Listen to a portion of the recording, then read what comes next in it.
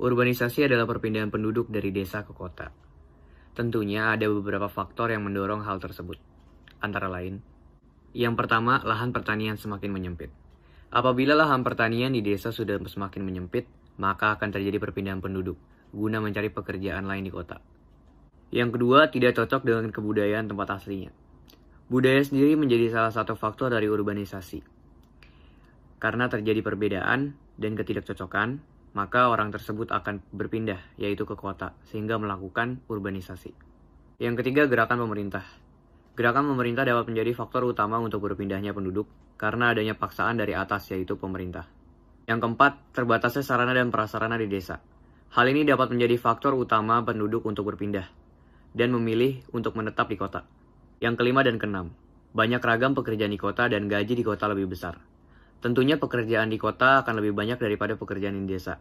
Dan tentunya gaji di kota akan lebih besar daripada gaji di desa. Jadi penduduk akan memilih untuk ke kota untuk mendapatkan gaji dan pekerjaan yang layak. Urbanisasi memiliki 4 poin: komunikasi, perjalanan, gaya hidup, dan tradisi. Berikutnya ada masalah-masalah yang ditimbulkan dari urbanisasi. Yang pertama itu timbulnya kepadatan penduduk. Karena semakin banyaknya orang yang melakukan urbanisasi, tentunya kepadatan kota tersebut akan semakin bertambah. Yang kedua itu timbulnya pengangguran. Ini juga dapat terjadi karena seiringnya bertambahnya masyarakat di kota tersebut akan membuat lowongan pekerjaan yang semakin menipis. Yang ketiga itu timbulnya tindakan kriminal. Ini juga bisa terjadi karena banyaknya pengangguran. Orang-orang tersebut akan bingung untuk bagaimana cara mereka untuk mencari uang. Dan mungkin tindakan kriminal ini adalah sebagai jalan keluar menurut mereka. Yang keempat itu timbulnya daerah kumuh. Dan yang terakhir itu ada timbulnya pencemaran. Wakil Gubernur Jabar Deddy Miswar menilai urbanisasi terjadi karena pembangunan di desa tidak menjanjikan apa-apa bagi masyarakat. Deddy mengatakan masyarakat lebih tertarik mencari penghidupan di daerah industri seperti Bekasi dan Karawang. Menurut Deddy, untuk meminimalisasi urbanisasi, pemerintah kabupaten atau kota harus lebih kreatif dalam membangun daerahnya masing-masing, terutama setelah pemerintah menggelontorkan dana desa sebesar 1 miliar rupiah. Bantuan dana ke seluruh desa harus menjadi momentum yang tepat untuk meningkatkan pembangunan di desa, bisa untuk mengembangkan pariwisata. Ini tantangan untuk pemerintah, kata Deddy. Menurut Deddy Miswar, tidak ada yang bisa menghalang-halangi warga melakukan urbanisasi. Pemerintah di daerah perkotaan tidak bisa melarang warga desa yang datang ke kota untuk mencari penghidupan. Berikut berita perihal perjalanan. Berdasarkan CNN Indonesia, penduduk Kabupaten Penajam Pasir Utara, Kalimantan Timur diprediksi semakin bertambah setelah daerah itu ditetapkan sebagai bagian ibu kota Indonesia yang baru. Usai Lebaran, banyak warga mengurus surat pindah ke wilayah itu. Diprediksikan jumlah penduduk pendatang usai Hari Raya Idul Fitri akan bertambah. Lebih kurang mencapai 400-500 orang. Tentunya, jumlah ini lebih banyak dibandingkan pada awal tahun 2020, yang hanya sekitar 300 orangan. Diprediksikan jumlah penduduk Kabupaten Penajam Pasir Utara pada tahun 2022 akan mencapai sekitar kurang lebih 200.000 orang. Puncak arus balik mudik lebaran, jumlah penduduk diperkirakan sekitar 30 juta orang. Dari 30 juta orang ini, sebagian diantaranya adalah warga desa yang menetap di kota guna mengikuti saudaranya yang sudah duluan mengadu nasib di kota. Hal ini dapat dilakukan dengan cara memperluas lapangan kerja di bidang pertanian, yaitu dengan menghubungkan pertanian dengan lahan pertanian dan industri-industri tentang pertanian seperti pupuk. Politisi PKB sebut pandemi COVID-19 momentum tekan urbanisasi. Marwan Jafar menilai pandemi corona menjadi momentum bagi pemerintah untuk menekan laju urbanisasi.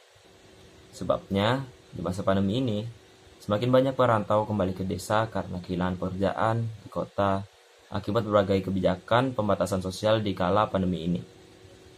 Mawar Jafar juga meminta pemerintah memetakan potensi yang dimiliki oleh masing-masing daerah dan desa sehingga tepat dalam melakukan intervensi program di bidang pertanian, perkebunan, peternakan, perikanan, dan usaha mikro lainnya. Ia pun mendorong pemerintah menciptakan keterampilan yang sesuai dengan kelompok masyarakat yang melakukan ruralisasi.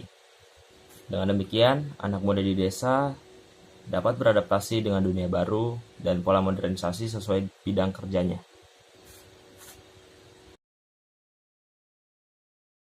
Menurut berita yang saya baca tentang urbanisasi gaya hidup, Bank Dunia melaporkan bahwa urbanisasi di Indonesia masih belum berdampak positif dikarenakan masih belum banyak yang sejahtera dan walaupun sudah banyak yang tinggal di perkotaan, masih belum sesuai ekspektasi dikarenakan pertumbuhan kawasan perkotaan yang belum pernah terjadi sebelumnya.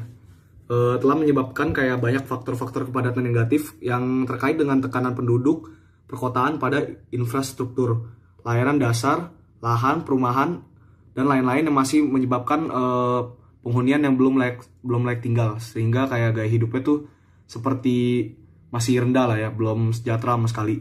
Terus kesimpulannya itu yaitu urbanisasi menyebabkan banyak perumahan yang tidak layak tinggal dan keterusan gaya hidup yang tidak sejahtera dan masih belum positif. Laju urbanisasi masyarakat dalam beberapa waktu terakhir cukup pesat. Di satu sisi, urbanisasi memiliki dampak positif, namun di sisi lain berpotensi berdampak negatif bagi perkembangan wilayah perkotaan. Direktur Jenderal Cipta Karya Kementerian PUPR, Sri Hartoyo, mengatakan Indonesia merupakan negara di Asia dengan tingkat urbanisasi tertinggi. Ia mengaku urbanisasi memang memberikan kontribusi positif terhadap pertumbuhan ekonomi nasional. Namun, bila tidak dikendalikan, urbanisasi justru akan menimbulkan kantong-kantong permukiman kumuh di perkotaan. Kita tahu bahwa munculnya permukiman kumuh merupakan dampak ketidakmampuan masyarakat untuk mengakses layanan infrastruktur dasar, terutama masyarakat berpenghasilan rendah. Infrastruktur dasar itu meliputi akses terhadap layanan penyediaan air minum, sanitasi, sistem pengelolaan air limbah, dan persampahan hingga drainase permukiman.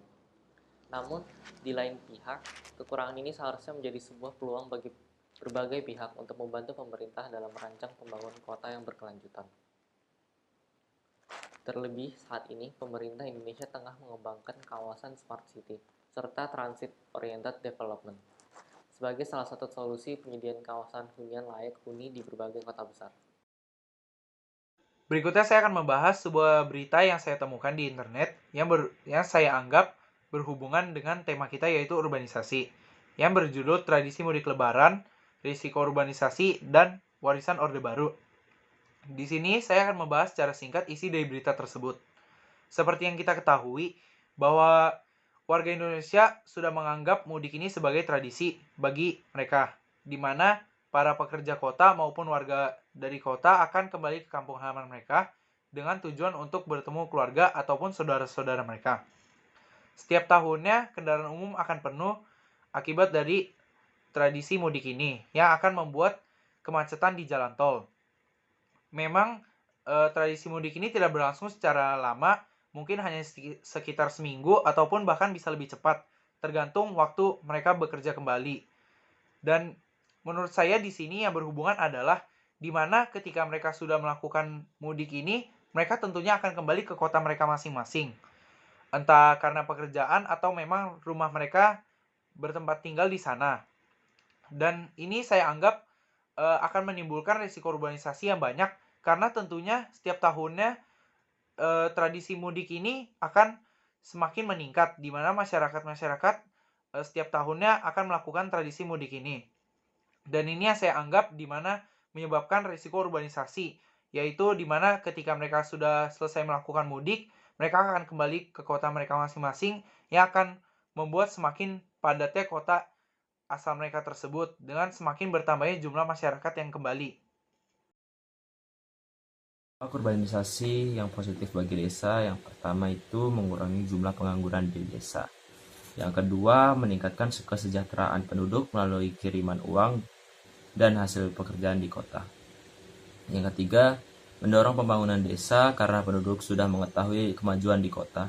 Dan yang terakhir, bagi desa yang padat penduduknya, urbanisasi dapat mengurangi jumlah penduduk. Dampak negatif bagi desa. Dampak pertama, desa dapat mengalami kekurangan. Kekurangan apa? Kekurangan tenaga kerja untuk mengolah pertanian. Selain itu, desa juga akan kehilangan penduduk-penduduk yang berkualitas. karena penduduk yang berkualitas sudah berurbanisasi ke kota. Jadi dampak positif bagi kota yang pertama itu adalah kota dapat memenuhi kebutuhan tenaga kerja. Lalu yang kedua itu adalah semakin banyaknya sumber daya manusia yang berkualitas. Ada juga dampak negatif dari urbanisasi di kota. Contohnya sebenarnya ada banyak. Salah satunya adalah kayak munculnya gubuk-gubuk liar di perkotaan dan kayak tunawisma gitu. Terus ada aksi-aksi kejahatan seperti kayak pelacuran, perjudian, perampokan sebagai berikut dikarenakan masih banyak yang ekonomi belum stabil serta rumahnya belum layak tinggal di perkotaan.